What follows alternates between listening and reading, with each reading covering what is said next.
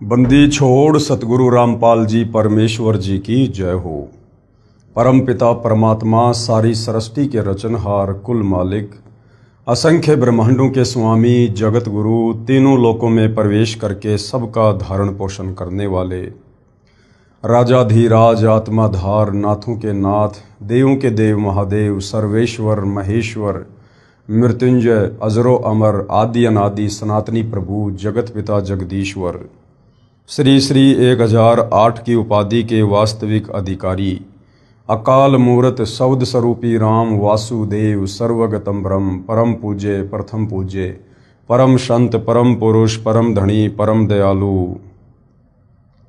सत्य कबीर हक्का कबीर अल्लाहु अकबर बाखबर अल्लाह ताला जगत के तारणहार जगत के मुक्तिदाता जगत के जगन्नाथ हारे के सहारे हिंदुओं के राम मुसलमानों के अल्लाह सिखों के वाहिगुरु ईसाइयों के मसीह दया के सागर दयानिधि करुणा के सागर करुणानिधि स्वयंभू परिभू संकट मोचन कष्टहरण मंगल करण दुख भंजन अविगत कबीर निर्विकार निर्विषम परमात्मा अलय अलेख सतगुरु आदि अनादि सतगुरु असली मर्यादा पुरुषोत्तम असली राम असली कृष्ण असली घनश्याम असली मुरारी राजाओं के राजा महाराजाओं के महाराजा शहंशाहों के शहंशाह सम्राटों के सम्राट भगवानों के भगवान अल्लाहों के अल्लाह प्रभुओं के प्रभु मसीहाओं के मसीह सच्चे वाहिगुरु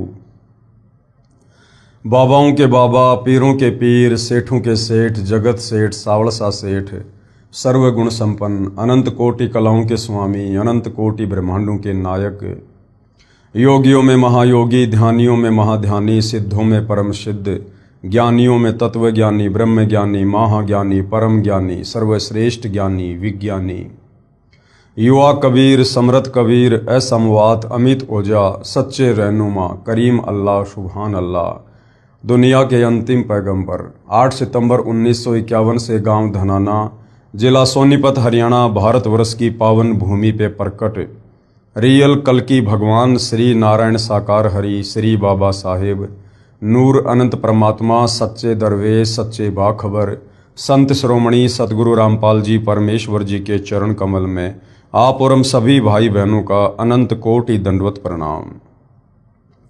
सत्साई भाई और बहनों, बहुत बड़ी दया बहुत बड़ी मेहर पूज्य गुरुदेव भगवान की परमेश्वर रामपाल जी की, जिनके शुभ आशीर्वाद से विशेष आशीर्वाद से उनके अमृत सत्संगों का संग्रह पवित्र पुस्तक ज्ञान गंगा के ऊपर वीडियो बनाने की श्रृंखला जारी है।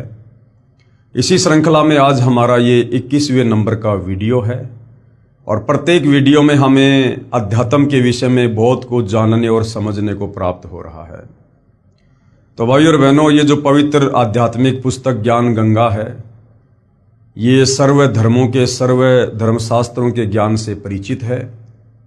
यानी जो ज्ञान सदियों से सतयुग से लेकर वर्तमान समय तक जो आध्यात्मिक ज्ञान हमारे सदग्रंथों में भक्ति और भगवान को लेकर लिपिबद्ध है, जिस ज्ञान का सार आज तक हमारे धर्मगुरु आचार्य शंकराचार्य इस ज्ञान का निष्कर्ष निकाल कर भगत समाज को नहीं दे पाए कि वास्तव में शास्त्र अनुकूल भक्ति क्या है, सत भक्ति मंत्र क्या हैं, परमात्मा कौन है, कैसा है, कहाँ रहता है, कैसे मिलता है, वो तमाम ज्ञान आज इस पवित्र पुस्तक ज्ञान गंगा में सतगुरु रामपाल जी ने जिस प्रकार से मक्खन को गर्म करके और घी बनाकर फिर कई वर्षों के लिए सुरक्षित रख दिया जाता है, उसी प्रकार से सतगुरु रामपाल जी ने सदियों से उलझे हुए इस आध्यात्मिक ज्ञान को साफ सुथरा करके निष्कर्ष निकाल के और भगत समाज के सामने अब अपने सत्संग और अपनी पवित्र पुस्तकों के माध्यम से सार्वजनिक कर दिया है। तो भाई और बहनों, यदि अब भी हम इस भक्ति का लाभ नहीं उठाएंगे, यानी सतगुरु रामपाल जी की शरण में आकर यदि हम शास्त्र अनुकूल भक्ति नहीं करेंगे, तो फिर हम कभी भी लक 84 योनियों से और इस काल के जन्म मरण के चक्कर से बाहर नहीं निकल सकते हैं। और जब तक हम लक 84 योनि के चक्कर से जन्म मरण के चक्कर से बाहर नहीं निकलेंगे, तब तक हमें वो परम शांति और परम सुख नहीं होता जिसकी खोज में ये आत्मा युगों युगों से लगी हुई है। तो भाइयों और बहनों, कुआं खुद प्यासे के पास चलकर आया है, और अब भी यदि कोई अपनी आध्यात्मिक प्यास नहीं बुझाएगा तो उससे बड़ा मूर्ख इंसान फिर धरती पर कोई नहीं होगा। क्योंकि मनुष्य जन्म चाहे स्त्री का हो या पुरुष का, हमें केवल परमात्मा प्राप्ति के लिए ही मिलता है। 84 लाख योनियों में एक ये सर्वश्रेष्ठ मानव चोला जो विचार कर सकता है, चिंतन मनन कर सकता है, सलाह ले सकता है, सलाह दे सकता है और भक्ति कर सकता है। केवल मनुष्य शरीर में ही हम भक्ति कर सकते हैं, अन्य योनियों में भक्ति नहीं कर सकते। तो भाइयों और बहनों, हम तो केवल प्रार्थना कर सकते हैं, आप लोगों को संदेशा दे सकते हैं कि परमात्मा स्वयं धरती पर सतगुरु रामपाल जी के नाम से प्रकट हैं। यदि फ़ायदा उठा सकते हो, आत्म कल्याण करवा सकते हो तो करवा लीजिए, अन्यथा जिस तरह युगों युगों से हम इस काल के कर्म बंधन में बंध कर कभी लक 84 योनि में, कभी जन्म मरण में, कभी नरक में, कभी तपतशिला पर जो असहनीय कष्ट उठा रहे हैं, वो हम यूं ही उठाते ही रहेंगे। तो भाइयों और बहनों, इस पवित्र पुस्तक ज्ञान गंगा के ऊपर आज हमारा ये 21वें नंबर का वीडियो है। यदि आपने इस पुस्तक पर बन चुके पहले के वीडियो नहीं देखे हैं तो आपने अवश्य देखने चाहिए, ताकि आप इस अमृत ज्ञान को, शास्त्र अनुकूल ज्ञान को अच्छे से समझ सकें और अपनी आत्मा का कल्याण करवा सकें।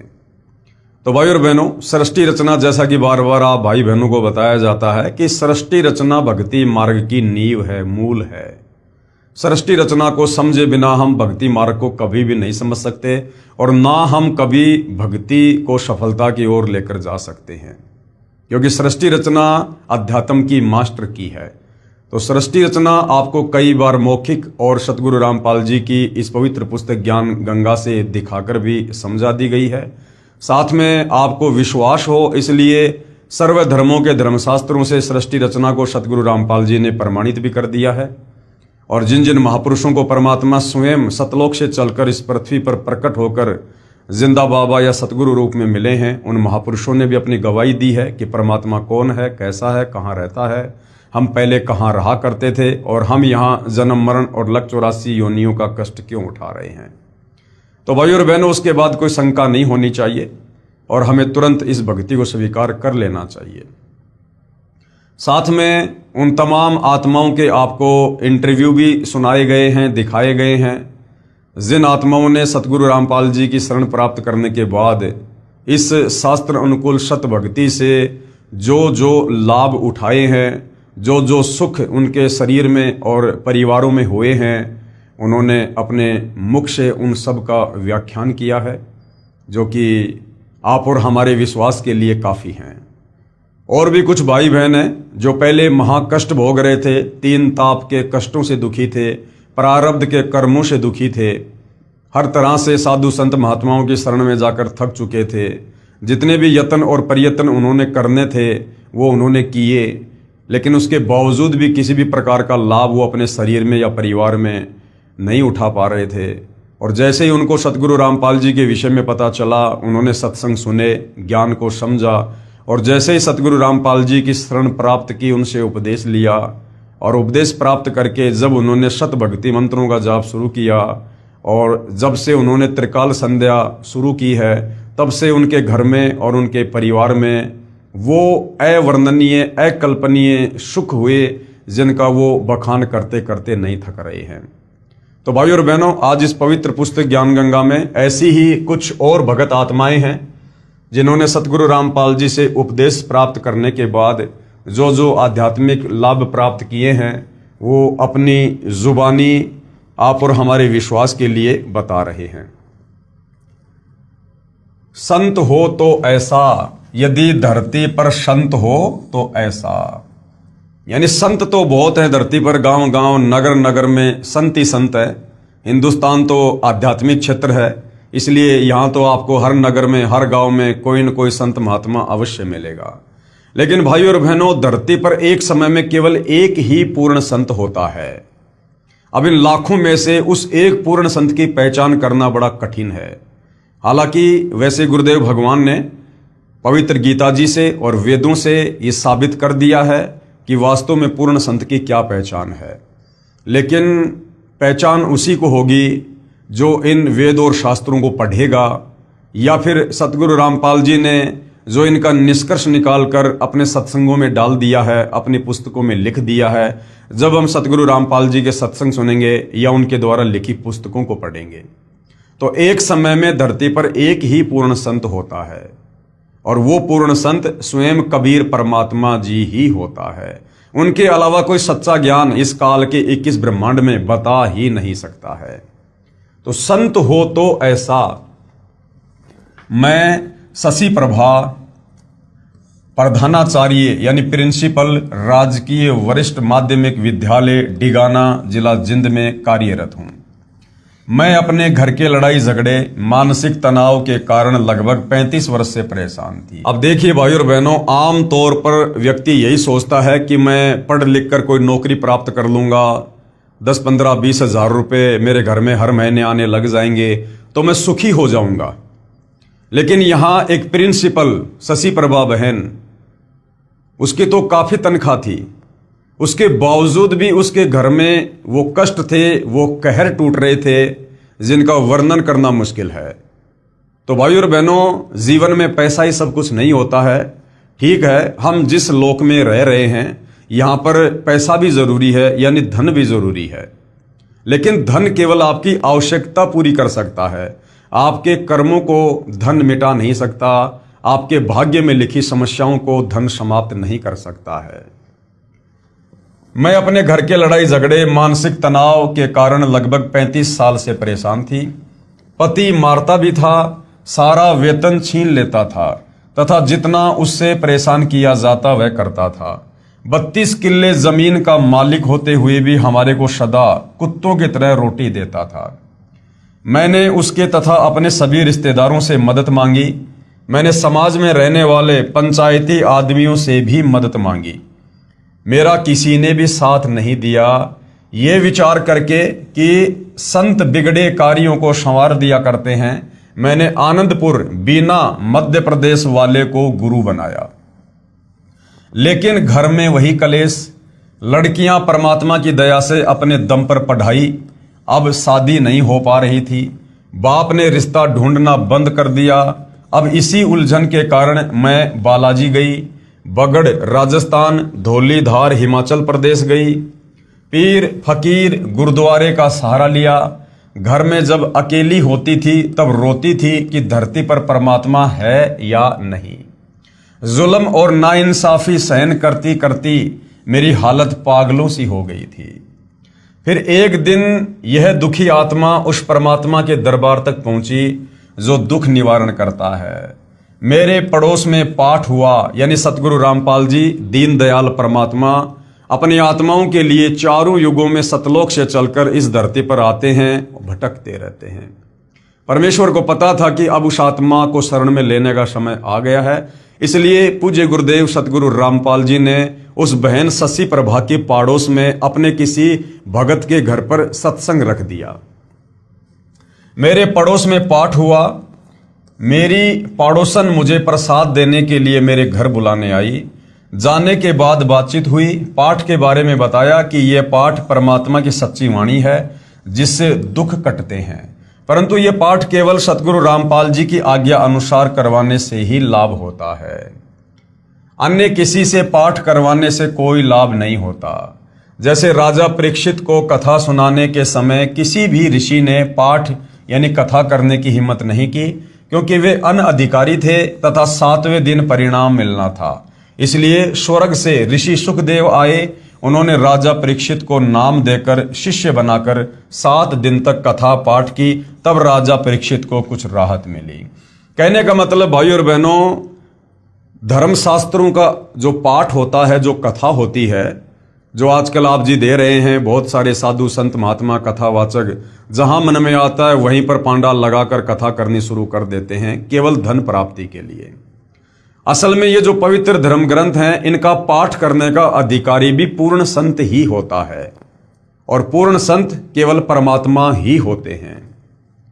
बाकी लोग अनधिकारी हैं, उनके द्वारा इन शास्त्रों की कथा किसी भी प्रकार का कोई भी आध्यात्मिक लाभ ज्ञान यज्ञ के अलावा आप जीवों को नहीं दे सकती है। तो सतगुरु रामपाल जी ही वर्तमान में इस पूरी पृथ्वी पर वो चाहे श्रीमद् देवी भागवत हो, चाहे सुधा सागर हो, चाहे गीता जी हो, चाहे चारों वेद हो, चाहे किसी भी प्रकार की कथा हो, उस कथा को कहने के वास्तव में एकमात्र अधिकारी परम संत वर्तमान में धरती पर सतगुरु रामपाल जी ही हैं। उनके मुख कमल से सुनी हुई कथा और उनके द्वारा करवाए गए धार्मिक अनुष्ठान से ही हमें सर्व आध्यात्मिक लाभ हो सकते हैं, अन्यथा नहीं होंगे। वर्तमान में कोई भी वास्तविक ज्ञान व सत्य साधना से परिचित नहीं है, इसलिए कोई भी पाठ कर देता है जिससे साधक को कोई लाभ नहीं होता है। वह बहन जिससे मेरी चर्चा हुई सतगुरु रामपाल जी महाराज के विचार सुना करती थी। अशिक्षित होते हुए शास्त्रों का गूढ़ रहस्य सतगुरु रामपाल जी से सुनाया। मैं प्रधानाचार्य यानी प्रिंसिपल होते हुए भी हैरान थी कि ऐसा लगा परमात्मा मेरा हाथ पकड़ने जा रहे हैं। बहन ने बताया, हमारे गुरुजी दुखों का निवारण करते हैं। अपने आध्यात्मिक ज्ञान से हमें सतभक्ति देकर, सतभक्ति मंत्र देकर, फिर जब हम उन मंत्रों का जाप करते हैं, गुरुदेव के बताए अनुसार घर पर 5 यज्ञ करते हैं और धर्मशास्त्रों का पठन पाठन करते हैं, उससे हमें सर्व आध्यात्मिक लाभ होते हैं और दुखों का निवारण होता है। मैंने अपने को व्यक्त किया कि आप मुझे अपने गुरुजी के दर्शन करवा सकते हो। मालिक की दया से अगले दिन मैं सतगुरु रामपाल जी महाराज जी को साधारण सी कुर्सी पर बैठा पाया। मैं नहीं जानती थी कि सतगुरु क्या होते हैं, उनकी महिमा क्या होती है। जो जितना ऊंचा होता है वह उतना ही साधारण दिखता है। हमारा स्थान तो धरती से भी नीचे है। हम परमात्मा की महिमा को क्या समझें। मेरे गुरुजी ने मेरी व्यथा सुनी और कहा कि आप नाम उपदेश ले लो। सतगुरु रामपाल जी ने उसकी सारी राम कहानी सुनी। हालांकि वे तो अंतर्यामी थे, जानी जान थे, लेकिन लीला एक संत की कर रहे हैं, जिसके चलते उन्होंने उस बहन से उसकी सारी कथा सुनी। और उसके बाद गुरुदेव ने कहा कि देख बेटी, हमारे पास में कोई इंजेक्शन तो है नहीं, ना हम कोई दवाई देते हैं, ना कोई झाड़ा लगाते हैं, ना कोई जंत्र मंत्र करते हैं। हमारे पास तो राम नाम की दवाई है, हमारे पास तो पूर्ण परमात्मा का शत भक्ति मंत्र है। यदि आप उपदेश लेने के बाद मर्यादा में रहकर भक्ति करोगी तो परमेश्वर आपके सर्व कष्टों का निवारण करेंगे। आप नाम उपदेश ले लो, सब ठीक हो जाएगा। अगले दिन मुझे उपदेश दिया। 1 महीने के अंदर अंदर लड़की का रिश्ता आया और फिर शादी हुई। मुझे ऐसा लगा कि कुछ अनहोनी सी हो रही है। वही पति जो रिश्ता भी नहीं कर रहा था आज शादी कर रहा है। फिर कुछ समय बाद मेरी बड़ी लड़की के पेट में रिशोड़ी हो गई, बच्चा अभी था नहीं। फिर चिंता बनी। मैंने अपने लड़के को कहा कि तुमने देखा कि जब हम फिल्म देखते हैं तो इधर से परमात्मा की प्रार्थना की जाती है और उधर से किसी व्यक्ति का ऑपरेशन चल रहा हो तो वह ठीक हो जाता है। वह मेरी बात से सहमत हो गया और ताजपुर दिल्ली सतगुरु के सत्संग में सेवा में चली गई। वहां से मैं लड़की के पास अस्पताल में गई। ऑपरेशन ठीक हुआ। जो शंका कैंसर की हुई वह भी ठीक हुई। फिर लड़की गर्भवती हुई। इतने में जमाई के साथ एक ट्रैक्टर मोटरसाइकिल की दुर्घटना का समाचार मिल गया। मुझे तो मेरे पूज्य गुरुदेव जी के अतिरिक्त कुछ नहीं सूझता। मालिक की जितनी महिमा गाऊं थोड़ी है। इस जिव्या से जितना मैं अपने गुरुजी की महिमा लोगों को सुनाऊं थोड़ी है। 1.5 महीने के अंदर ठीक होकर जमाई घर आ गया। दुनिया क्या समझे कि मेरी प्रार्थना परमात्मा सुनता है। हृदय से की गई परमात्मा परमेश्वर अवश्य सुनते हैं।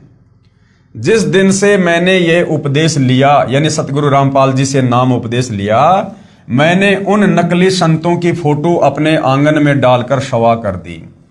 सतगुरु रामपाल जी की भक्ति का नियम है कि सतगुरु रामपाल जी से उपदेश प्राप्त होने के बाद, यानी सतगुरु रामपाल जी को अपना सतगुरु धारण करने के बाद, पहले आप चाहे कितने सतगुरु धारण कर चुके थे, आपके घर में साधु संत महात्माओं की, देवी देवताओं की कितनी भी फोटो क्यों ना है, लेकिन सतगुरु से उपदेश लेने के बाद आप जब अपने घर पर दरबार साहिब लगाओगे तो केवल आपके सतगुरुदेव भगवान की ही फोटो होनी चाहिए।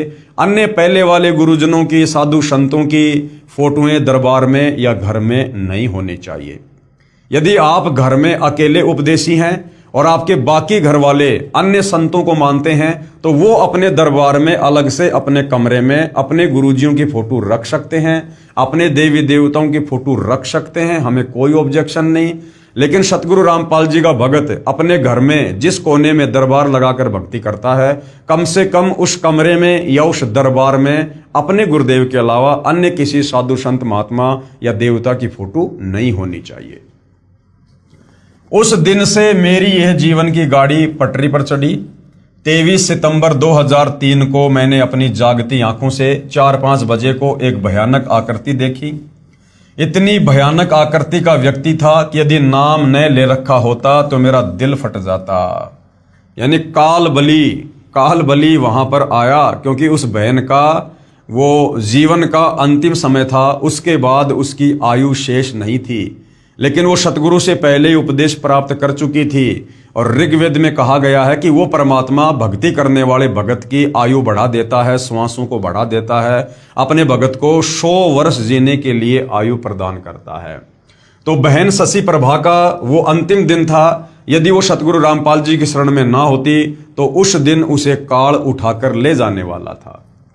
परंतु मुझे उस समय तो भय नहीं लगा, लेकिन यह एहसास हो गया कि यह यमदूत है। अगले दिन मैंने अपने गुरुजी को बताया, जिन्होंने ये स्पष्ट किया कि मेरे उक्त दिन को श्वास पूरे हो गए थे। गुरुदेव ने कहा कि बेटी, उस दिन तेरी श्वासें पूरी हो चुकी थी, उसके बाद तेरा जीवन शेष नहीं था। अब मैं अपने परमात्मा स्वरूप गुरुजी की दया से ही जी रही हूं। उन्हीं की कृपा से छोटी लड़की की शादी एक इंजीनियर लड़के से पिछले वर्ष हुई। 2-3 बार मेरी नौकरी जाने की भी आशंका हुई, लेकिन फिर मेरे परमात्मा ने मुझे संभाला, मुझे 2 पदोन्नति दी, यानी नौकरी में उनका प्रमोशन हुआ। सतगुरु रामपाल जी महाराज कहते हैं कि राजा भी प्रभु का ही बच्चा होता है, उसमें भी प्रभु की शक्ति काम करती है। परमेश्वर ही अपने साधक के लिए राजा में प्रेरणा करके सर्व फेरबदल करा देता है। यानी सारी सृष्टि कबीर परमेश्वर जी के अधीन है और कबीर परमात्मा ही वर्तमान में सतगुरु रामपाल जी के रूप में धरती पर आप और हमारे आत्म कल्याण के लिए प्रकट हैं। तो भला क्या राजा, क्या महाराजा, क्या ब्रह्मा विष्णु महेश, क्या ये काल और क्या दुर्गा, सबका रिमोट कबीर परमात्मा सतगुरु रामपाल जी के हाथ में है। तो अपने भगत के लिए परमात्मा राजा की भी बुद्धि फेर सकता है, परमात्मा राजा के विचारों को भी चेंज कर सकता है, और सर्व कार्य अपने भगत के लिए परमात्मा राजा से करवा दे, ब्रह्मा विष्णु महेश से करवा दे, जिससे चाहे उससे करवा दे। करता हुआ राजा दिखाई देता है, परंतु करवाता परमात्मा ही है। कोई मेरे सतगुरु रामपाल जी महाराज जी का आसरा लेकर देखो, यानी उनकी शरण में आकर देखो, लेने वालों के इसी तरह से कांटे निकलेंगे जैसे मेरे निकले, यानी सर्व कष्टों का निवारण होगा। परमात्मा सचमुच बेसहारों का सहारा है, आत्मा की पुकार सुनते हैं। मेरे साथ इन चंद वर्षों में जो हुआ उसे केवल परमात्मा ही कर सकता है। मेरे गुरुदेव जी की महिमा वर्णन करने के लिए मेरे पास शब्द नहीं है। 7 समुद्र की मसी करूं, लेखनी करूं बनराय, सब धरती का कागज करूं, पर सतगुरु के गुण लिखे न जाएं।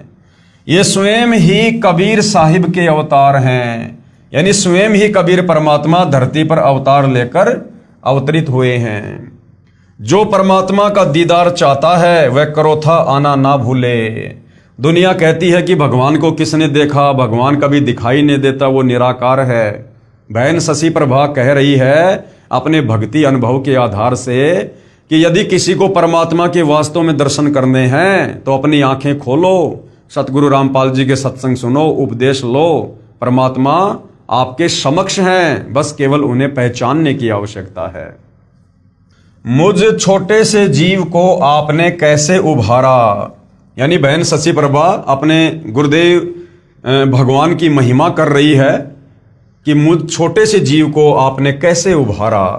आपकी मैं कृतज्ञ हूं, यानी हे गुरुदेव मैं आपकी एहसानमंद हूं, और किन शब्दों में आपकी महिमा गाऊं, इन्हीं शब्दों को पाठक अपने हृदय में उतार लो और लाभ उठाओ। तो भाइयों और बहनों, ये जितनी भी पुण्यात्माएं हैं, ये अपने दिल की गहराई से और जो अनुभव इन्होंने इस भक्ति को अपनाने के बाद अनुभव किए हैं और जो आध्यात्मिक, शारीरिक और पारिवारिक लाभ इन आत्माओं को मिले हैं, उस आधार से ये अपने गुरुदेव भगवान की महिमा कर रही हैं, जो कि सत्य है। और यदि फिर भी किसी को शंका है तो भाई एक बार सतगुरु रामपाल जी के यूट्यूब पर सत्संग सुनना अवश्य शुरू कीजिए, या उनके द्वारा लिखी गई पवित्र पुस्तकों को पढ़िए, और एक बार उनकी शरण में आकर शत भक्ति रूपी कनेक्शन लेकर भक्ति शुरू कीजिए। जो लाभ अपनी तुच्छ जिव्या से बखान करते करते जिन आत्माओं के मुंह का थूक सूख गया है, आपकी भी ऐसी ही हालत होगी। बहुत तुच्छ प्राणी भगतमती शशि। उसके बाद भाई और बहनों, एक और भगत आत्मा है, भगत दीपक दास।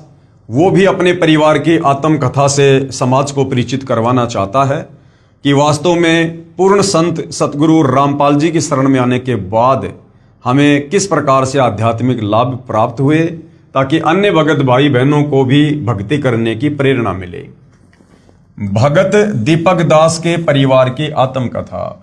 बंदी छोड़, यानी जो काल के बंधनों से छुड़वा दे, गधा कुत्ता सूअर बनने से छुड़वा दे, जन्म और मरण के चक्कर से छुड़वा दे, तपस्या के कष्ट से छुड़वा दे, नरक जाने से छुड़वा दे, उसको कहते हैं बंदी छोड़। यानी इस काल बलि ने, जो ब्रह्मा विष्णु महेश का पिता है, दुर्गा का पति है, इस काल ने हम आत्माओं के ऊपर जो कर्मों के बंधन डाल रखे हैं, जो हम युगों युगों से उन बेड़ियों में जकड़ कर यहाँ पर अपने प्रारब्ध में कष्ट भोग रहे हैं, उन तमाम कर्म बंधनों से जो हमें छुड़वा दे, उसको कहते हैं बंदी छोड़।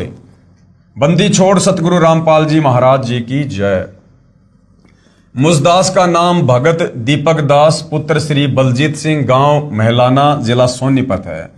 अब देखिए भाई और बहनों, जब हम शुरुआत में सतगुरु रामपाल जी से जुड़ते हैं तो ये परमेश्वर है, ये परमात्मा है, कुछ सुख परमेश्वर अपनी तरफ से, अपने कोटे से देते हैं, ताकि इस बच्चे का विश्वास बने और ये भक्ति पर लगा रहे। उसके बाद जैसे जैसे हम भक्ति करेंगे, फिर परमेश्वर हमें भक्ति से लाभ देंगे।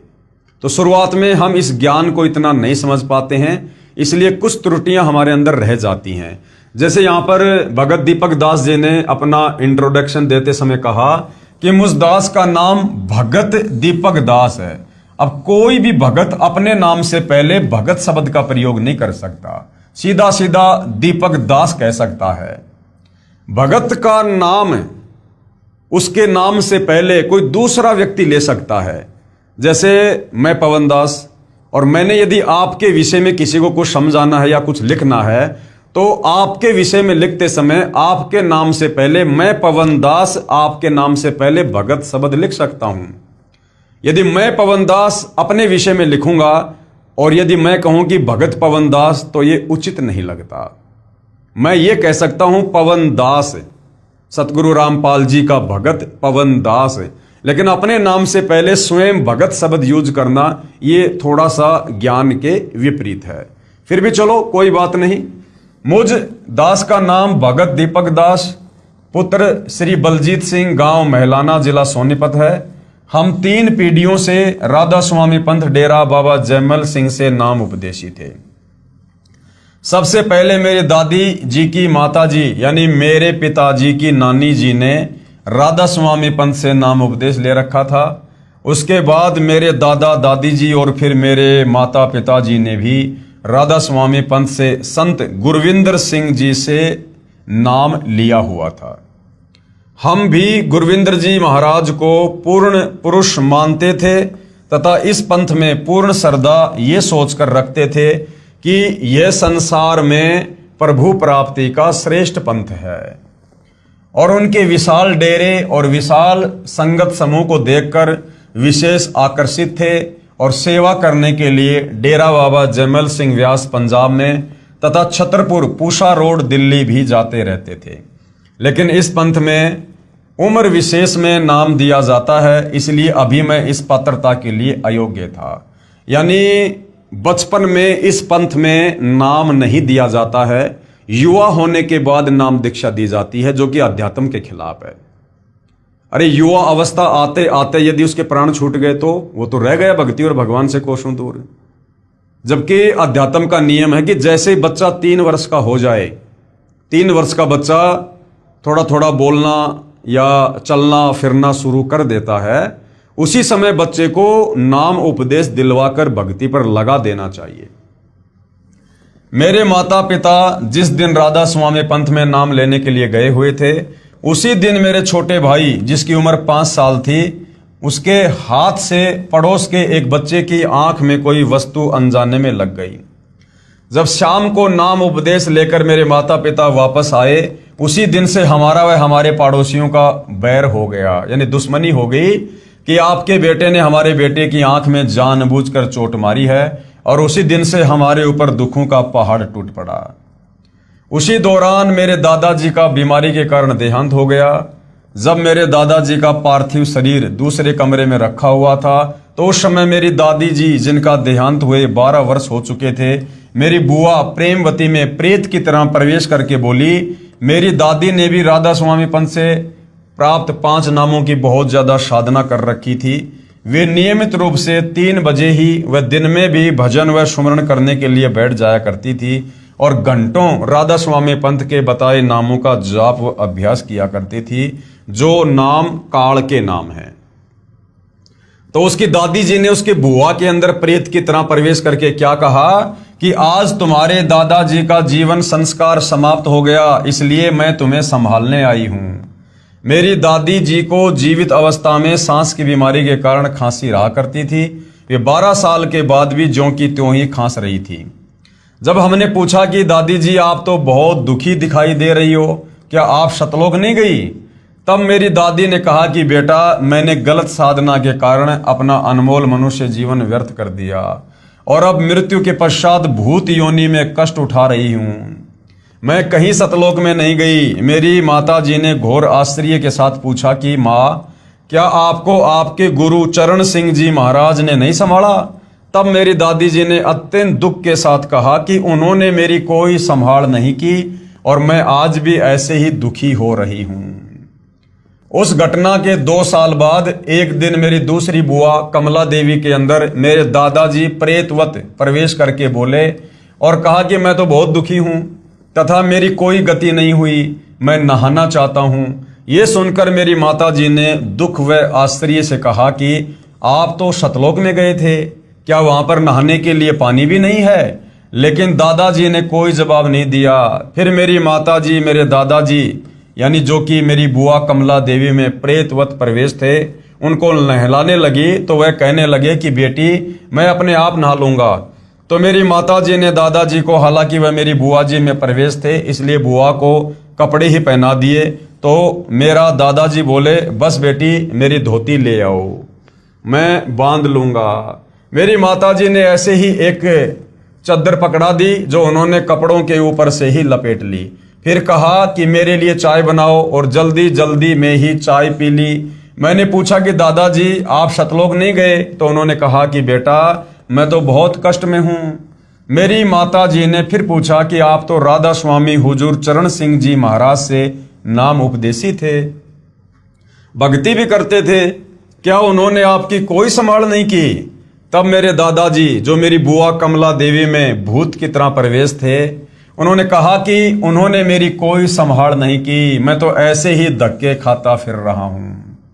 उसी दौरान मेरी आंखें भी इतनी कमजोर हो गई थी कि मुझे कम दिखाई देने लग गया था और चश्मा बार बार बदलवाना पड़ा था। मैं एक दोस्त के साथ पढ़ने के लिए उसके पास जाता था। वहां पर भगत संतराम जी ने मुझे पूर्ण ब्रह्म के अवतार सतगुरु रामपाल जी महाराज की महिमा सुनाई तथा कहा कि आप सतगुरु रामपाल जी महाराज से नाम उपदेश लो, आपकी आंखें ठीक हो जाएंगी। तथा कहा कि इन्हीं कष्टों और दुखों से हम जीवों को निकालने के लिए परमेश्वर कबीर साहिब सतगुरु रामपाल जी का रूप धारण करके आते हैं। मैंने कहा कि मेरे माता पिता जी ने राधा स्वामी पंथ से नाम उपदेश ले रखा है। भगत संतराम जी ने कहा कि वह पंथ पूर्ण नहीं है, यानी उस राधा स्वामी पंथ में परमात्मा की पूर्ण भक्ति नहीं है। उनकी भक्ति साधना से न तो सतलोक प्राप्ति होगी और ना ही जीवन में कभी कर्म की मार टल सकेगी। उसे तो सिर्फ कबीर साहिब का नुमाइंदा पूर्ण संत ही टाल सकता है और कबीर साहिब के नुमाइंदे के रूप में कबीर साहिब स्वयं ही धरती पर प्रकट होते हैं। मेरे पिताजी को सांस की बीमारी थी। 10 कदम चलने पर ही वे बेहाल हो जाया करते थे और सांस की बीमारी के कारण दम फूलने लगता था। हाई और लो ब्लड प्रेशर की भी बीमारी थी। मेरे पिताजी को इलेक्शन ड्यूटी के दौरान हार्ट अटैक हुआ, पर कर्म संस्कारवश वे बच गए। लेकिन तब हम ये सोचते रहे कि राधा स्वामी पंथी संत गुरविंदर सिंह जी महाराज ने हार्ट अटैक से बचा लिया। बड़ी रजा की। देखो भाइयों और बहनों, ये भगत का, श्रद्धालु का स्वभाव होता है। जब तक वो सत्य से परिचित नहीं होता है, तब तक चाहे वो किसी की भी शरण में है, उसी को अपना सर्वस्व मानकर और उनकी गोद में बैठा रहता है। ये भगत का स्वभाव होता है। लेकिन उसके बाद तो हमने सर्दियों की एक एक रात में अपने पिताजी का एक एक सांस टूटते देखा है। यानी उसके बाद उनके पिताजी की दमा से बहुत ही बुरी हालत हुई, बिल्कुल मृतप्राय हो जाते थे और सिवाय बैठकर रोने के हम कुछ नहीं कर पाते थे, क्योंकि दवाइयों का भी आखिर आ चुका था। यानी दवाइयां दे देकर भी थक चुके थे। डॉक्टर जितनी ज्यादा से ज्यादा डोज दवाई की बढ़ा सकते थे बढ़ा चुके थे, इससे ज्यादा वे खुराक को नहीं बढ़ा सकते थे। मेरी माताजी डेरे बाबा जयमल सिंह से लाया हुआ प्रसाद उन्हें खिलाती और राधा स्वामी पंथी गुरविंदर सिंह जी महाराज की मूर्ति के सामने बैठकर प्रार्थना करती और रोती। उसी समय मेरे छोटे भाई को ओपरे यानी भूत प्रेत की शिकायत रहने लगी।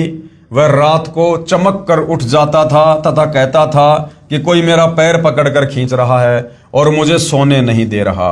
यानी राधा स्वामी पंथ से दीक्षा भी ले रखी, उन गुरुओं के कहे अनुसार भक्ति भी कर रहे हैं, उसके बावजूद भी शरीर में, घर में, परिवार में दुर्गति ज्यों की त्यों। वो भी बहुत बीमार रहने लगा, छोटा भाई भी। पूर्ण परमात्मा कबीर परमेश्वर जी की दया से मुझ दास को यानी दीपक दास को 8 अक्टूबर 1998 को सतगुरु रामपाल जी महाराज से नाम उपदेश प्राप्त हुआ। सतगुरु रामपाल जी महाराज जी की असीम कृपा से 20 दिन के अंदर ही मेरा चश्मा उतर गया तथा मैंने दवाई खाना भी छोड़ दिया। यानी वेदों में भाइयों और बहनों पूर्ण परमेश्वर कबीर साहिब जी की महिमा लिखी हुई है कि कबीर परमेश्वर अपने भगत के अंगों को भी ठीक कर देता है, उसकी आंखें स्वस्थ कर देता है, उसके पैर स्वस्थ कर देता है, उसका शरीर स्वस्थ कर देता है भक्ति करवाने के लिए। तथा मैंने दवाई खाना भी छोड़ दिया। मुझे सतगुरु रामपाल जी महाराज पर पूरा विश्वास हो गया था। भगत संतराम जी ने घर पर आकर मेरे माता पिताजी को भी समझाया कि आप पूर्ण परमात्मा कबीर साहिब के नुमाइंदे पूर्ण सतगुरु रामपाल जी महाराज से नाम उपदेश लो, आपके सर्व कष्टों का निवारण हो जाएगा। यहां पर जो बार बार ये नुमाइंदा शब्द आ रहा है भाई और बहनों कि भाई पूर्ण परमात्मा कबीर साहिब के नुमाइंदे पूर्ण संत रामपाल जी, नुमाइंदे का मतलब होता है कि कबीर जी के द्वारा भेजा गया संत। तो भाई और बहनों, जब आप इस आध्यात्मिक ज्ञान में आगे बढ़ेंगे तो आप जी को पता चलेगा कि सतगुरु रामपाल जी स्वयं ही सतलोक से चलकर आए हैं। ये स्वयं ही कबीर परमात्मा हैं और परमात्मा कभी भी सतलोक से इस काल के लोक में जीवों से भक्ति करवाने के लिए अपना नुमाइंदा संत नहीं भेजता है। उसके बाद मैंने भी अपने माता पिता को समझाया तो वे बोले, हम पहले तो राधा स्वामी में थे, अब सतगुरु रामपाल जी महाराज से नाम उपदेश लेंगे, दुनिया क्या कहेगी। तब मैंने कहा कि पिताजी, यदि एक डॉक्टर से इलाज नहीं हो रहा तो क्या दूसरा डॉक्टर नहीं बदलेंगे? अरे समाज में तुम्हारी दुर्गति हो रही है, पूरा परिवार बेहाल है और वो समाज तुम्हारा कुछ नहीं कर रहा, तुम्हें उन बीमारियों से, भूत प्रेत की बाधाओं से बाहर नहीं निकाल पा रहा और फिर भी उस समाज की चिंता सता रही है। इसको कहते हैं लोक लाज। और कबीर परमात्मा कहते हैं कि लोक लाज ना कीजिए, निर्भय हो रहिए, जय मन चावे राम को यानी भक्ति को तो दशा तन धरिए। परंतु दुखी बहुत थे। कुछ समय बाद कबीर परमेश्वर जी की शरण में आ गए और राधा स्वामी पंथ के उन 5 नामों का त्याग करके पूर्ण सतगुरु रामपाल जी महाराज से नाम उपदेश ले लिया। सतगुरु कबीर साहिब जी कहते हैं, शरण पड़े को गुरु संभाले, जान के बालक भोला रे, और कहे कबीर तुम चरण चित्र राखो, ज्यों सुई में डोरा रे। क्योंकि नादानी में परमात्मा प्राप्ति की चाहत में कष्टों के निवारण के लिए आप आत्मा को जहां कहोगे वो वहीं जाकर साधु संतों की शरण ले लेती है, क्योंकि आत्मा भोली होती है, आत्मा अपने कष्ट निवारण चाहती है, आत्मा मोक्ष चाहती है। लेकिन आत्मा को यह ज्ञान उस समय तक नहीं हो सकता जब तक पूर्ण परमात्मा कबीर साहब स्वयं धरती पर तत्वदर्शी संत के रूप में प्रकट होकर इन धर्म शास्त्रों से हमें परिचित नहीं करवाता है। और जब तक हमें पूर्ण संत की पहचान का पता नहीं चलता है और भगवान की वास्तविक भक्ति का पता नहीं चलता है इन शास्त्रों को देखकर, तब तक भाई और बहनों श्रद्धावश हम ऐसे ही भटकते रहते हैं। तो कहते हैं शरण पड़े को गुरु संभाले जान के बालक भोला रे। सारे परिवार के नाम लेने के साथ ही हमारे अच्छे दिन शुरू हो गए। मेरे भाई का ओपरा यानी वो प्रेत बाधा ठीक हो गया, पिताजी का स्वास्थ्य बिल्कुल ठीक हो गया। पहले वे 10 कदम भी नहीं चल सकते थे, अब एक आदमी के साथ लगकर चीनी की बोरी को उठा लेते हैं। आज हमारा परिवार पूर्ण परमात्मा के अवतार सतगुरु रामपाल जी महाराज जी की शरण में उनकी दया से पूर्ण सुखी है। सतगुरु रामपाल जी स्वयं ही अपने अवतार हैं। सतगुरु रामपाल जी किसी के अवतार नहीं हैं, क्योंकि ये पूर्ण ब्रह्म परमात्मा है और पूर्ण ब्रह्म परमात्मा स्वयं ही सतलोक से चलकर यहां पर अवतरित होता है। परंतु हमारे दादा दादी व पिताजी नानी जी के मनुष्य जीवन का जो नुकसान हुआ उसकी भरपाई किसी भी प्रकार से नहीं हो सकती।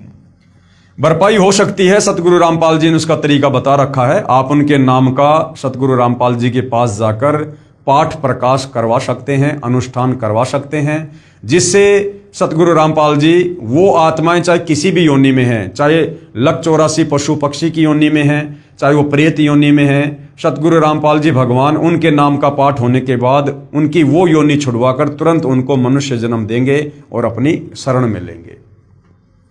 यदि किसी आदमी की जान बचाने के लिए लाखों और करोड़ों रुपए खर्च कर दिए जाएं और उसकी जान बच जाए तो उसे उस खर्च हुए पैसे का कोई मलाल नहीं होता और सोचता है कि चलो जान तो बची, लेकिन आज चाहे कितनी भी कीमत चुकाने पर भी मेरे दादा दादी का जीवन, जो कि शास्त्र विरुद्ध साधना राधा स्वामी पंथ द्वारा बताए 5 नामों की साधना करने से बिल्कुल व्यर्थ चला गया।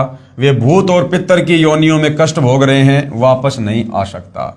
जो घिनौना मजाक ये नकली संत और पंथ सर्व समाज के साथ कर रहे हैं, क्योंकि 84 लाख योनियां भोगने के पश्चात मिलने वाले अनमोल मनुष्य जीवन को, जो पूर्ण परमात्मा को प्राप्त करने का एकमात्र साधन है, उसे बर्बाद कर रहे हैं। इस महाशक्ति की आपूर्ति किसी भी कीमत से नहीं की जा सकती।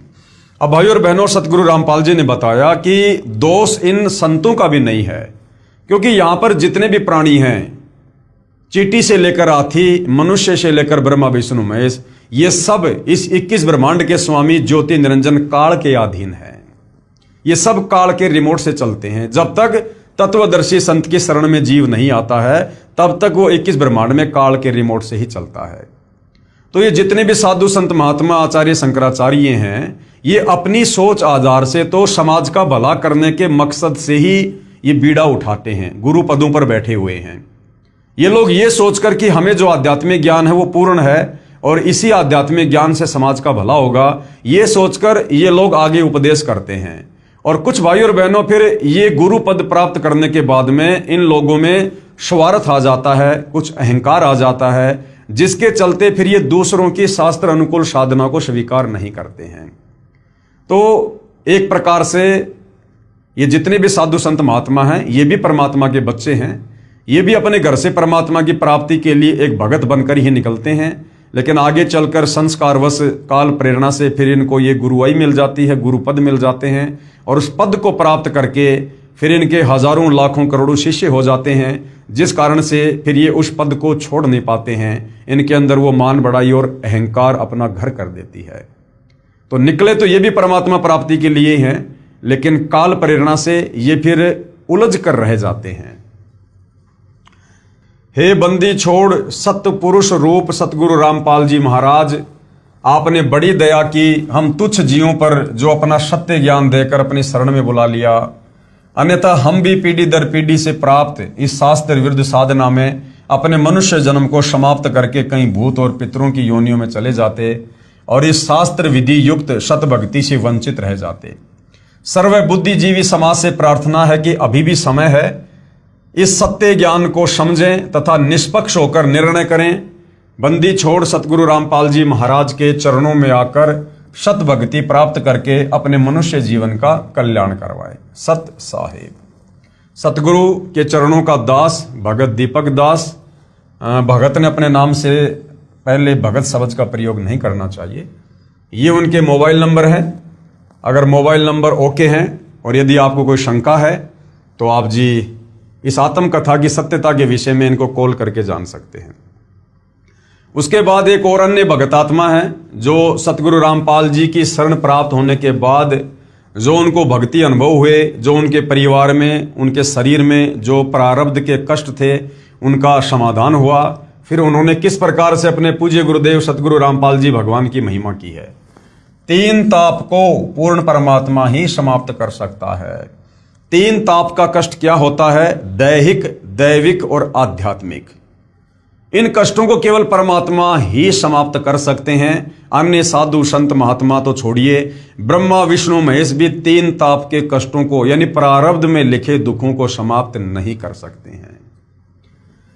भगत Ram Kumar Dhaka, ex headmaster MA B.Ed का प्रमाण। मैं Ram Kumar Dhaka, retire headmaster Delhi, MA B.Ed, गांव सुंडाना, जिला रोहतक।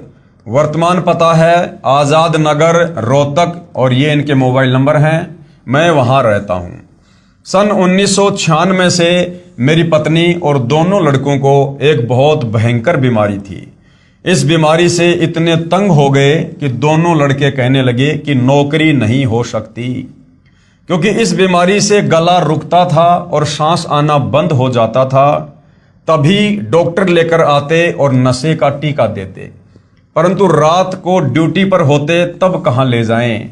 बहुत ही परेशानी हो जाती थी। अफसर भी मुझे बुला लेते थे, मैं उनको बताता तब कहते कि इलाज करवाओ। जब घर पर होते तो डॉक्टर को रात को 2-2 बार भी आना पड़ता था, क्योंकि कभी किसी घर के सदस्य को तो कभी किसी को। अगर किसी को शक हो तो डबल फाटक पर डॉक्टर सचदेवा की दुकान है, सचदेवा साहब से पूछ लो कि मास्टर जी के घर पर क्या हाल हो रहा था। जिसने भी जहां पर बताया मैं वहीं पर गया।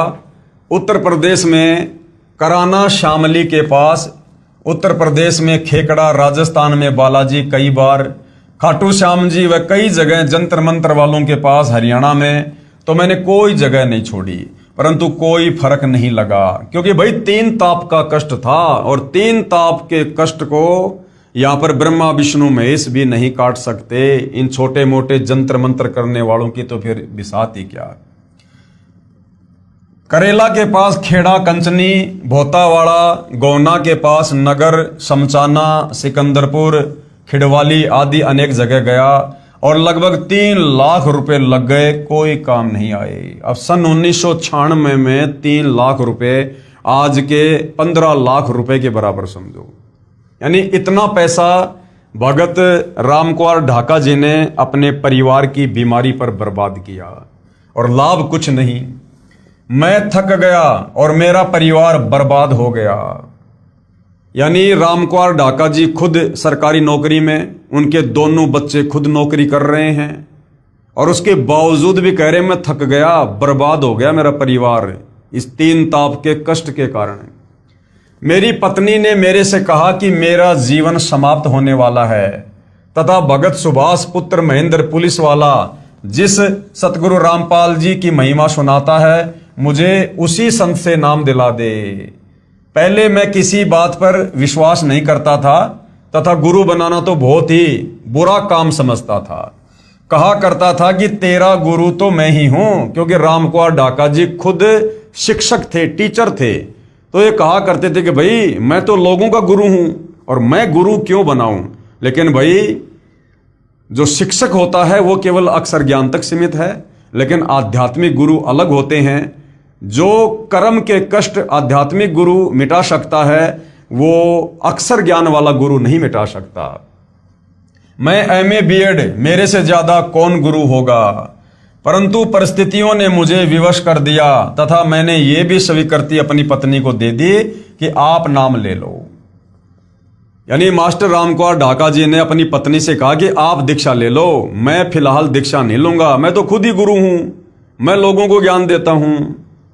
आपका जीवन शेष नहीं है, क्योंकि उस समय मेरी पत्नी का वजन 50 किलोग्राम रह गया था। पहले 80 किलोग्राम वजन था।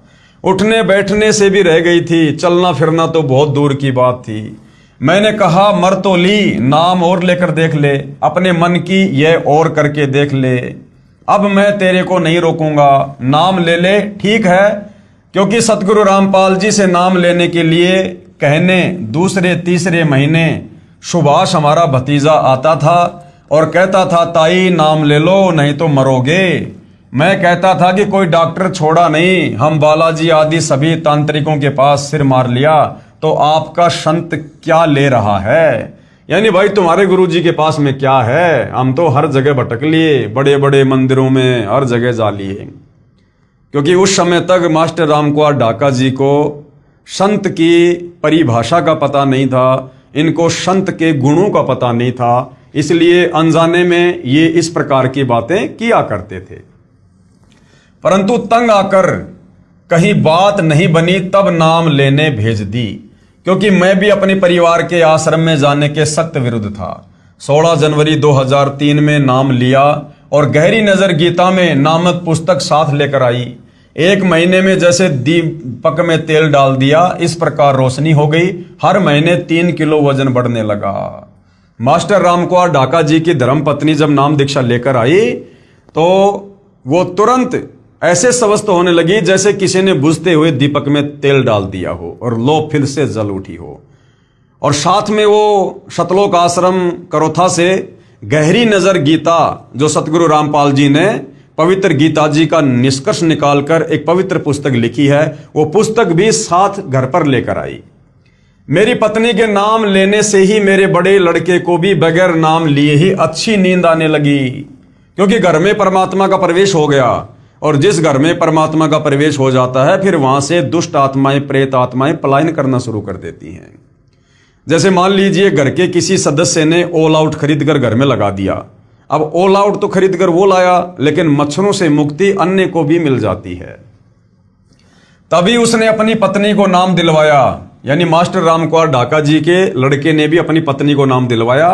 फिर मैंने गहरी नजर गीता में पुस्तक पढ़ी, तब मैं भी गहराई में गया तो पाया कि ऐसा ज्ञान कभी नहीं पढ़ा और ना कभी सुना था। और मैंने भी अप्रैल 2003 में नाम दीक्षा ले ली। आज मेरे घर में सभी बड़े बच्चे तक सब नाम ले चुके हैं और भक्ति कर रहे हैं। जब वह बीमारी होती थी तब सारा घर कांप उठता था। लड़ाई झगड़ा, नौकरी में विवाद, डॉक्टर का आना जाना या मेडिकल में इमरजेंसी में लेकर पहुंचते थे। आज हमारा घर स्वर्ग के समान है और सतलोक जाने की इच्छा है।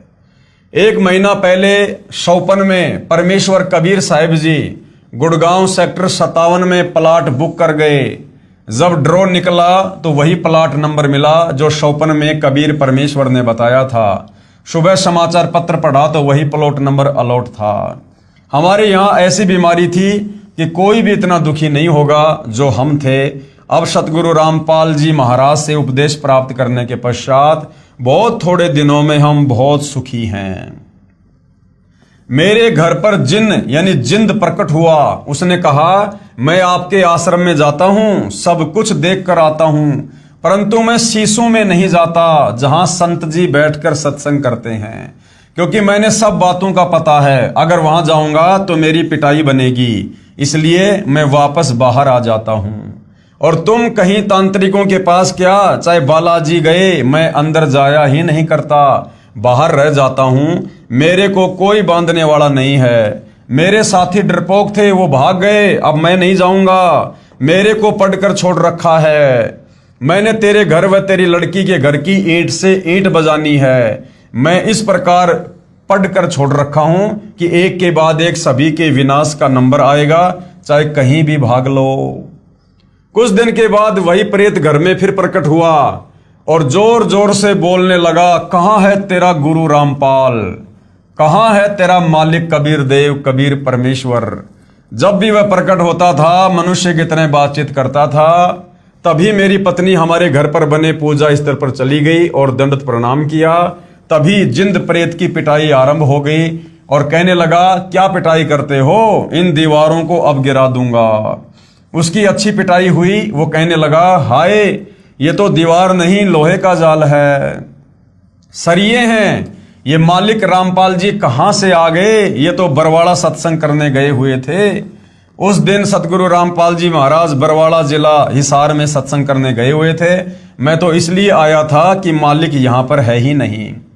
अब भाई और बहनों, जब हम इस ज्ञान की गहराई में जाएंगे तब हमें पता चलेगा कि सतगुरु रामपाल जी का जिस घर में एक बार प्रवेश हो जाता है, यानी उपदेश प्राप्त करने के बाद में जिस घर में सतगुरु रामपाल जी की भक्ति शुरू हो जाती है, फिर वहां कोई प्रेत व्रेत नहीं आ सकता।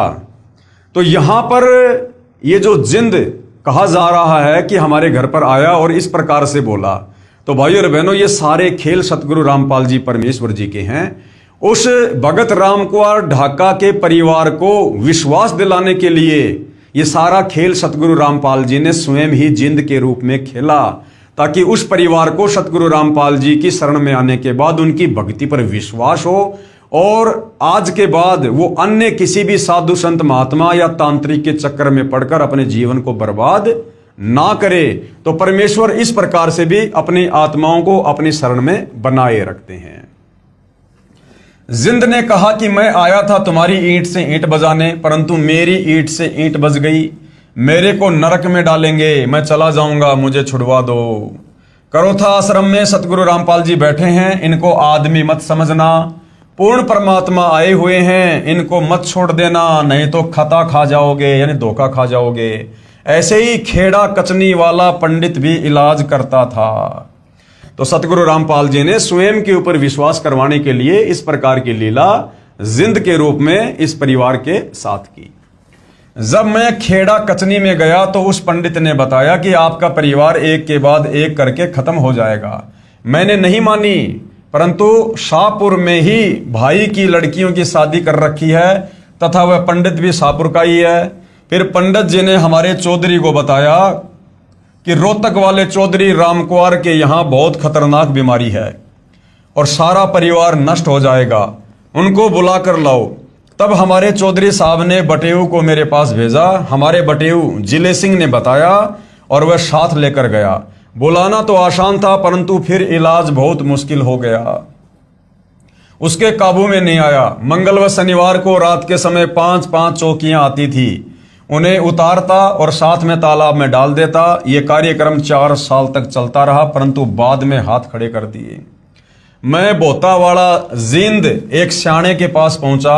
उसने कहा कि तेरी बीमारी मैं काट दूंगा, आपकी बीमारी का मुझे पता है। वह हमें कई बार बालाजी भी ले गया, यानी सतगुरु रामपाल जी की शरण में आने से पहले की बातें हैं ये। न उस स्याणे के काबू में आया और ना ही उसके मंदिर में, क्योंकि मंगल व शनिवार को चौकियों के आने से उसको इतना तंग कर दिया कि वह भी हाथ खड़े कर गया। क्योंकि चौकियां जब आती थी तो मेरे पास भी संदेश आ जाता था कि रात 9 से 2 बजे तक आग जलाकर पानी का लोटा लेकर और लाठी लेकर जागते रहना है। यह कार्यक्रम सन 1996 से 2002 तक चलता रहा। बोतावाड़े के पास जब चौकी आई तो उसमें एक पर्ची मिली थी। बोतावाले शाने को कहा था कि 20 से हट जा, तेरे को 50,000 रुपए दे देंगे, नहीं तो तेरी भी खैर नहीं। उसने डर के कारण मुझे इनकार कर दिया। मैं दिन में दिल्ली नौकरी करने जाता और रात को पहरा देता, कभी रात को डॉक्टर को बुला कर लाता। मेरी बहुत ही दुर्दशा थी। कौन करें? मास्टर रामकुमार ढाका जी। मैं ऊपर के काम से तथा सारा परिवार बीमारी से बहुत तंग था। किसी को कहते तो मजाक करते थे, किसी ने भी साथ नहीं दिया। बहुत पैसे, लगभग 3 लाख खर्च हो गए। मेरी पत्नी चांदकोर को थायराइड हो गई थी। जनवरी 2003 में डॉक्टर ओपी गुप्ता ने थायराइड के लिए तिमारपुर दिल्ली अस्पताल में दाखिल करवाने के लिए मार्क कर दिया, परंतु वहां न जाकर मैं मेडिकल में डॉक्टर चुग, इसका स्पेशलिस्ट था, उससे इलाज करवाया। उसने कहा सारी उम्र दवा खानी पड़ेगी, परंतु अब 2003 में सतगुरु रामपाल जी से नाम लेने के बाद दवाई बिल्कुल समाप्त हो गई। मैंने डॉक्टर चुग को भी चेक करवाया तो हैरान हो गए ये कैसे हुआ और उनको सारी बातें समझाई। अब मेरे लड़के व मेरी पत्नी की सभी बीमारियां बंदी छोड़ने ठीक कर दी। किस बंदी छोड़ने? सतगुरु रामपाल जी ने। बड़े लड़के का नाम सुरेंद्र कुमार तथा छोटे लड़के का नाम मनोज कुमार है। दोनों हरियाणा पुलिस में नौकरी करते हैं। जब वे दोनों ही उस जिंद भूत से ग्रस्त थे, वह घाल ने भी उन पर कई बार अटैक किया, लेकिन नाम उपदेश ले रखा था, इसलिए उनको परमात्मा कबीर साहिब ने बचा लिया। तत्वदर्शी जगत गुरु सतगुरु रामपाल जी महाराज हमारे लिए ही अवतरित हुए हैं, यानी सतलोक से चलकर स्वयं ही आए हैं। क्योंकि जिस परिवार में दो लड़के नौकरी पर दोनों में ही जिंद हो तो उस घर में क्या होगा। जिस औरत के दोनों लड़कों के साथ ऐसा खिलवाड़ हो और खुद में भी जिंद हो तो क्या जिंदगी है। जो लोग करोथा आश्रम के बारे में ज्ञान अर्जित नहीं करते वे लोग अंधेरे में हैं, क्योंकि पढ़ने के लिए दिमाग दिया है, पढ़िए और सोचिए कि वास्तविकता क्या है। यानी दुनिया के बहकाने में मत आइए। जिन्होंने करोथा आश्रम को लेकर और सतगुरु रामपाल जी को लेकर जो समाज में तरह तरह की भ्रांति अपने स्वार्थवश फैला रखी थी, आप उन लोगों की बातों पर विश्वास ना करके या तो सतलोक आश्रम करोथा में जाकर, हालांकि ये बहुत समय पहले का इंटरव्यू है, वर्तमान में सतगुरु रामपाल जी मई 2026 में सतलोक आश्रम धनाना में है। हालांकि करोथा आश्रम का भी कार्य जोर शोर से चल रहा है। आने वाले समय में हो सकता है सतगुरु रामपाल जी सतलोक आश्रम करोथा में बैठकर भी सत्संग करेंगे। तो कहने का मतलब है किसी के कहने से संतों के विषय में अनाप शनाप बातें करना या उनकी निंदा करना महापाप का भागी होता है। आप या तो संत जी से डायरेक्ट जाकर मिलिए या संत जी के प्रवचन सुनिए, उनके द्वारा लिखी पुस्तकें पढ़िए, जिससे आप सत्यता से परिचित हो सके। हमारा परिवार बर्बाद हो गया था। मेरे बच्चे और मेरी पत्नी जब ठीक हो गई तभी मैंने अपने आप को सतगुरु रामपाल जी के चरणों में समर्पण कर दिया। मेरा कुछ नहीं है, ये तन मन धन सब गुरु जी के चरणों में समर्पित करता हूँ। मेरी लड़की ने व दामाद ने भी नाम ले लिया। आज मेरी बेटी का घर भी स्वर्ग हो गया है। मेरा दामाद शराब पीता था, उसने शराब भी त्याग दी। मेरी लड़की की प्रमोशन, प्लाट, मकान आदि चंद दिनों में ही प्राप्त हो गए तथा सबकी मौज हो रही है। सन 2003 में बंदी छोड़ सतगुरु रामपाल जी महाराज ने हमारे पाप कर्मों रूपी सूखे घास के ढेर को शतनाम रूपी अग्नि से जलाकर नष्ट कर दिया। जब ही पाप हृदय धर्यो भयो पाप को नाश, और जैसे चिनगारी अग्नि की पड़े पुराने घास। यानी शतनाम वो 2 नाम का मंत्र है जो हमारे प्रारब्ध के पाप कर्मों को सुमरण करने से जलाकर यानी वो नष्ट कर देता है, मिटा देता है। न कोई गंडा, न कोई डोरी, न कोई राख, न कोई ताबीज आदि कुछ नहीं, बस केवल बंदी छोड़ के मंत्र यानी नाम उपदेश मात्र से सर्व रोग नष्ट हो गए। मंत्र तो मोक्ष प्राप्ति के लिए सभी बंधनों से छुटकारा पाकर सतलोक ले जाने का है। ये सभी बीमारियां तो रूंगे में कबीर देव की कृपा से ही समाप्त हो जाती हैं। रूंगा यानी मुफ्त में। यदि ऐसा ना हो तो भक्ति से विश्वास उठ जाता है।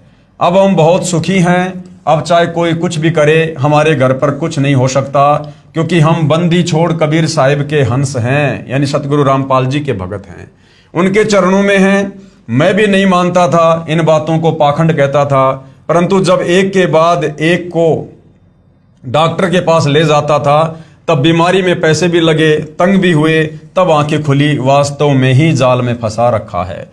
इसलिए अपने इस भ्रम को भुला देना कि भूत प्रेत कुछ नहीं है। मैं कहता हूं कि बकवास नहीं, ये बातें वास्तव में हैं, क्योंकि मरोड़ में मैंने अपने घर को बर्बाद कर दिया होता। इसलिए मैं सभी पाठकों से प्रार्थना करता हूं कि आप भी अपने समस्त दुखों से छुटकारा पाने व शत भक्ति करने के लिए सतलोक आश्रम करोथा में परम पूज्य सतगुरु रामपाल जी महाराज से मुफ्त में उपदेश प्राप्त करके अपने मनुष्य जीवन को सफल बनाए। प्रार्थी हेडमास्टर रामकुमार MBEd, ये इनके मोबाइल नंबर हैं, आप जी संपर्क करके बात कर सकते हैं। उपरोक्त कुछ भगतात्माओं की आत्मकथाएं आपने पढ़ी। ऐसे ऐसे भगत हजारों लाखों हैं जो अपनी आत्मकथा पुस्तकों में लिखवाना चाहते हैं, लेकिन यहाँ पर स्थान के अभाव के कारण हम कुछ एक भगतों की आत्मकथा दे पाए। यदि सभी भगतों की आत्मकथा हम लिखने बैठ जाएं तो शायद सैकड़ों पुस्तकें छप जाएंगी। इसलिए समझदार व्यक्ति को इशारा यानी संकेत ही काफी होता है। भक्ति में भेद, भक्ति में बहुत भेद होता है, यानी भक्ति में बहुत अंतर होता है। अब भक्ति तो रामकुमार ढाका का परिवार मेहंदीपुर बालाजी जाकर भी कर रहा था, यानी वहां के संतों के कहने पर जो साधना होती है उसको भक्ति कहते हैं। भक्ति भगतात्माएं दूसरे संतों और पंथों में जाकर उन गुरुओं के कहने के अनुसार भी कर रही थी, परंतु उस भक्ति से किसी प्रकार का कोई भी आध्यात्मिक, शारीरिक या पारिवारिक लाभ उनको प्राप्त नहीं हो रहा था, क्योंकि वो भक्ति शास्त्रों के विरुद्ध थी, गीता और चारों वेदों के विरुद्ध साधना थी। तो भक्ति में लाभ होता है, और जैसे ही सत भक्ति सतगुरु रामपाल जी से मिली, जो कि शास्त्र अनुकूल साधना है, उसके बाद उनकी काया पलट हो गई। भक्ति भक्ति में बहुत भेद होता है। आप चाहे किसी देव देवी की भक्ति करें, उसका फल अवश्य मिलेगा जो कि नाशवान होगा, लेकिन मुक्ति नहीं हो पाएगी और पाप कर्म भी समाप्त नहीं होंगे, जिन्हें भोगने के लिए बार बार जन्म लेते रहना पड़ेगा। मुक्ति यानी मोक्ष तो केवल पूर्ण संत की शरण में जाकर, अर्थात उनसे नाम उपदेश लेकर पूर्ण परमात्मा की भक्ति करने से ही हो पाएगी, अन्यथा नहीं। ये संसार समझदा नाही, कहंदा शाम दोपहरे नू, और गरीब दास ये वक्त जात है, रोगे इस पहरे नू। जिस प्रकार कोई शराबी व्यक्ति जेठ के महीने में गर्मी में शराब के नशे में धुत और धूप में रोड के किनारे पड़ा हुआ है, और कोई समझदार व्यक्ति उसको कहे कि भाई इतनी भयंकर गर्मी में तेरा शरीर पसीना पसीना हो रहा, मुंह में झाग आ रहे, भाई चल मैं तुझे छाया में लेटा देता हूं, या मुझे अपने घर का पता बता, मैं तुझे तेरे घर पहुंचा देता हूं। और वो नशेड़ी व्यक्ति कहेगी रहने दे, मौज हो रही है, कोई दिक्कत नहीं है, तू तेरा काम कर। तो कहते हैं ये संसार समझदा नाही, कहंदा शाम दोपहरे नू। उस भरी दोपहर को, जेठ की गर्मी को भी कह रहा है शाम हो रही है, यानी ठंडक हो रही है, कोई दिक्कत नहीं है। अर्थात हम इतने कष्टों में हैं, परिवार पर, शरीर पर दुनिया भर के कष्ट हैं, इतने हम तनावग्रस्त हैं, चिंतित हैं। और यदि हमें कोई सच्चे सतगुरु की राह बताता है, उनकी शरण में जाने की सलाह देता है, तो हम कहते हैं भाई तू अपना काम कर, मैं जैसा हूं वैसा ठीक हूं। तो हमें आदत हो गई है कष्टों को सहन करने की। ये संसार समझदा नाही, कहंदा शाम दोपहरे नू, यानी दुखों को भी सुख समझ रहे हैं। और आदरणीय गरीबदास जी कहते हैं, गरीबदास ये वक्त जात है कि नालायको, ये समय हाथ से निकल जाएगा। पूर्ण परमात्मा सतगुरु रूप में धरती पर आए हुए हैं, अपनी आत्मा का कल्याण करवा लो।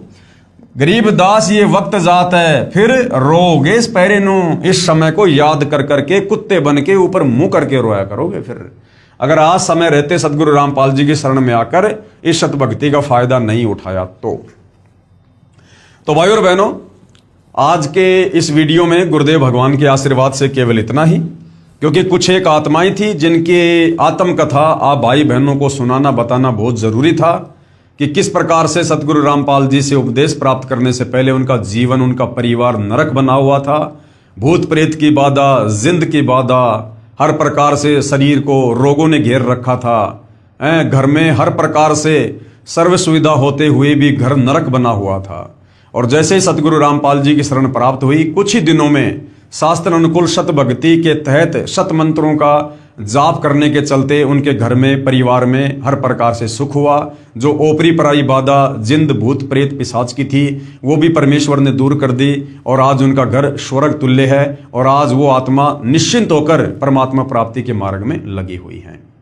तो भाइयों और बहनों, ऐसा आपके साथ भी हो सकता है, यदि आप जी भी उन परिवारों की तरह दुखी हैं, कष्ट में हैं। और यदि आप कष्ट में नहीं है, दुखी नहीं है, और आप बहुत अच्छे परिवार में हैं, आपके शरीर में भी कोई दुख नहीं है, तो भी भाइयों और बहनों, आपने इस सत्य ज्ञान को स्वीकार करना चाहिए। इस ज्ञान को समझकर पूर्ण संत की शरण में आकर अपनी आत्मा का कल्याण करवाना चाहिए। क्योंकि हो सकता है पिछले प्रारब्ध के कारण आज आपके घर में सुख हैं, आज आपके शरीर में सुख हैं, लेकिन वर्तमान में सतगुरु रामपाल जी से शास्त्र अनुकूल सत भक्ति लेकर ना करने से अगले जन्म में क्या होगा उसका सोचिए। अगले जन्मों में क्या होगा जब गधे बनेंगे, कुत्ते बनेंगे, क्योंकि बार बार तो मनुष्य जन्म मिलता नहीं है, ये तो 184 योनियां भोगने के बाद एक बार मिलता है। और इस जन्म को यदि हमने भक्ति ना करके बर्बाद कर दिया, तो आज हम चाहे देश के प्रधानमंत्री हैं, कितने सुखी हैं, अगला जन्म हमारा गधे की योनि से, सुअर की योनि से, कुत्ते की योनि से 184 में शुरू होगा। फिर हमें ये सुख नहीं होंगे, ये साधन उपलब्ध नहीं होंगे जो आज हम मनुष्य जन्म प्राप्त करके पिछले जन्म की भक्ति मलाई के कारण भोग रहे हैं। तो समझदार व्यक्ति अपने भविष्य को देखेगा और आगे देखा कि आगे मेरे साथ क्या होगा। तो भाइयों और बहनों, आगे का दिखाने के लिए ही संत आते हैं, भविष्य को बताने के लिए संत आते हैं, हमारे अंधकार में जीवन को जो है रोशनी से भरने के लिए अपना ज्ञान देकर, अपनी भक्ति देकर संत आते हैं। तो भाइयों और बहनों, हमने मनुष्य जन्म प्राप्त करके बुद्धि विवेक का इस्तेमाल करके इन बातों पर विचार करना चाहिए कि मैं कौन हूँ, कहाँ से आया हूँ, क्यों जन्म रहा हूँ, क्यों मर रहा हूँ। मैं भले सुखी हूँ, लेकिन मेरे जैसे ना जाने कितने लोग दुखी हैं, रोडों पर भीख मांगते हैं। मैं भी इंसान, वो भी इंसान, दोनों में इतना अंतर क्यों? इन तमाम प्रकार के सवालों के जवाब आपको आत्मज्ञान के तहत केवल सतगुरु रामपाल जी के सत्संग सुनने से मिल सकते हैं। और जब आत्मज्ञान होगा तो फिर परमात्म ज्ञान भी सतगुरु रामपाल जी आपको देंगे और आपके इस जीव की मुक्ति भी करवाएंगे, यदि आपने समय रहते उनके ज्ञान को समझकर उनकी शरण ग्रहण करी तो भाइयों और बहनों, केवल निवेदन कर सकते हैं, प्रार्थना कर सकते हैं। इसलिए आज के सत्संग में केवल इतना ही। कल परमेश्वर की सेवा में फिर हाजिर होंगे। तब तक पूज्य गुरुदेव भगवान हम सभी भाई बहनों को आज्ञा दें, आशीर्वाद दें और हमें भ्रमने भटकने से बचाएं और हमारा मार्गदर्शन करें। बंदी छोड़ सतगुरु रामपाल जी परमेश्वर जी की जय हो।